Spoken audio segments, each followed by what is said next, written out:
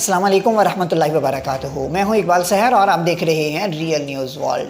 اس video میں ہم یہ جاننے کی کوشش کریں گے کہ اس وقت افغانستان کی صورتحال کیا ہے اور طالبان افغانستان کے معاملات کو کس انداز میں دیکھ رہے ہیں، ڈیل کر رہے ہیں اور دنیا کا سامنا کر رہے ہیں۔ طالبان نے 15 اگست کو کابل پر قبضہ کیا اور اس سے پہلے افغانستان کے تمام صوبائی دارالحکومتوں میں محض 10-11 دنوں میں قبضہ کر کے دنیا کو ورطۂ حیرت میں ڈال دیا، اور یہ 20 سالہ خانہ جنگی کے بعد ایک دم سامنے آنا، اور ایسے وقت میں کہ جب تمام سول اور عسکری ادارے اپنی ڈیوٹی چھوڑ کر بھاگ گئے ہوں، فرار ہو گئے ہوں، اور پورا ملک جو ہے وہ محض ایک ایسی حکومت، ایک ایسے گروہ کے ہاتھ میں آ جائے کہ جو 20 سالہ جنگ سے نبرد آزما ہے، تو اور اس کے بعد آگے بڑھنا اور اس کو کنٹرول کرنا بڑا معنی رکھتا ہے۔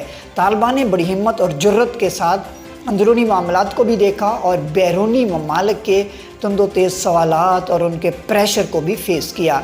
اس وقت جو افغانستان کی تازہ ترین صورتحال ہے، یہ 3-4 چیزیں بہت اہم ہیں اور آنے والے دنوں میں اس سے بڑھ کر بھی ہو سکتی ہیں، اور حالات کس قدر گھمبیر ہو سکتے ہیں یا آسان ہو سکتے ہیں وہ آنے والا وقت ہی بتائے گا۔ اس وقت جو صورتحال ہے وادی پنجشیر میں، احمد شاہ مسعود کا بیٹا احمد مسعود اور امر اللہ صالح جو نائب صدر رہے ہیں، وہاں پر ان کا گٹھ جوڑ ہے اور وہ طالبان کے خلاف سازشیں کر رہے ہیں، اور طالبان کی جو فورسز ہیں وہاں پر موجود ہیں، وہ طالبان اندر جو پنجشیر کی وادی ہے وہاں پر پہنچ چکی ہیں۔ وہاں ان کی موجودگی کی ایک ویڈیو بھی سامنے آئی ہے جس میں آپ دیکھ سکتے ہیں کہ وہاں پر طالبان کی فورسز موجود ہیں اور وہاں وہ ایک بہتی ہوئی ندی سے وضو کر رہے ہیں۔ مجاہدین اپنی قیادت کے حکم کے منتظر ہیں۔ فی الحال پنجشیر وادی میں کہیں جنگ نہیں ہو رہی۔ واضح رہے کہ طالبان چاہتے ہیں کہ یہاں پر جنگ نہ کی جائے، گولیاں نہ چلائی جائیں، یہاں پر خون ریزی نہ ہو، مذاکرات کے ذریعے اس کا کوئی حل نکل آئے۔ طالبان کی قیادت یہی چاہتی ہے، لیکن دشمن کی خواہش ہے کہ یہاں پر جنگ ہو، گولیاں چلیں، اور بیرونی ممالک کی مداخلت کو نظر انداز نہیں کیا جا سکتا۔ امارت اسلامی افغانستان کے دعوت و ارشاد کمیشن کے سربراہ ملا امیر خان متقی نے پنجشیر کے مذاکراتی وفد سے پروان کے مقام پر ملاقات کی ہے۔ ملاقات میں مذاکرات جاری رکھنے پر اتفاق ہوا تاکہ پنجشیر کے حوالے سے ایک پرامن حل نکالا جائے جس سے ملک میں امن قائم ہو سکے۔ اس کے علاوہ طالبان کے ترجمان ذبیح اللہ مجاہد نے بھی امید ظاہر کی ہے کہ جنگ کی نوبت نہیں آئے گی اور معاملہ بات چیت سے حل کر لیا جائے گا۔ پاکستان میں طالبان کے سابق سفیر ملا عبدالسلام ضعیف نے کہا ہے کہ وہ اپنے عہد کی پاسداری کر رہے ہیں۔ برطانوی نشریاتی ادارے سے گفتگو کرتے ہوئے انہوں نے کہا کہ اب لوگوں کی زندگیاں معمول کی طرف لوٹ رہی ہیں۔ واضح رہے کہ ملا عبدالسلام ضعیف 20 سال پہلے طالبان کے پاکستان میں سفیر تھے، اور جب طالبان کی حکومت کو ختم کرنے کے لیے امریکہ نے افغانستان پر حملہ کیا اور اس کے بعد ملا عبدالسلام ضعیف کی گرفتاری ہوئی اور انہیں امریکہ لے جایا گیا، اور جب اب گزشتہ سالوں میں طالبان کے ساتھ مذاکرات ہوئے اور دوحہ میں امن معاہدے کی بات ہوئی تو ملا عبدالسلام ضعیف کو رہا کیا گیا اور وہ امن معاہدے کا حصہ بنے۔ ملا عبدالسلام ضعیف نے کہا ہے کہ افغانستان میں خواتین کی تعلیم جاری ہے اور وہ کام پر جا سکتی ہیں۔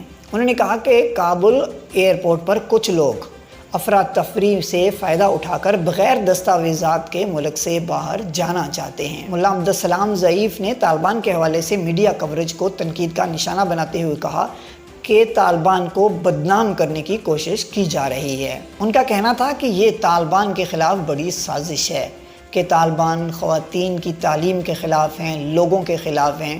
ملا عبدالسلام ضعیف کا کہنا تھا کہ جب میں کابل میں لوگوں سے بات کرتا ہوں تو وہ بہت خوش ہیں۔ طالبان کسی سے کوئی بدلہ نہیں لے رہے، یہاں تک کہ کابل ایئرپورٹ پر جانے والوں کو بھی طالبان نہیں روک رہے اگر وہ قانونی انداز میں جائیں۔ یہاں ہم آپ کو یہ بھی ایک اہم خبر دیتے چلیں کہ ترکی نے افغانستان سے اپنی فوج کو واپس بلا لیا ہے، اور ترک وزارت خارجہ کا کہنا ہے کہ انخلا کا عمل شروع ہو گیا ہے۔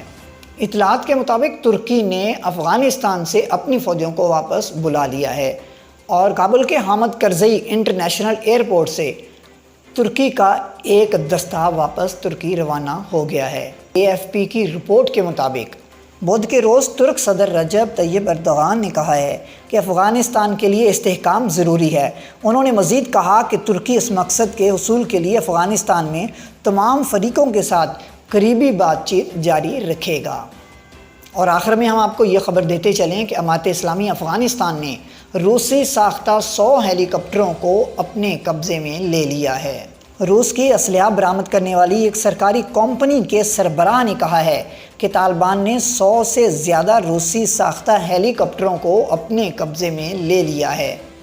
افغان فوج کو زیر کرنے اور کابل پر قبضہ کرنے کے بعد طالبان نے کم از کم 100 روسی ہیلی کاپٹروں کو اور بڑی بھاری تعداد میں غیر ملکی اسلحہ جن میں امریکہ، روس اور بھارت کا اسلحہ بھی شامل ہے، طالبان نے اپنے قبضے میں لے لیا ہے۔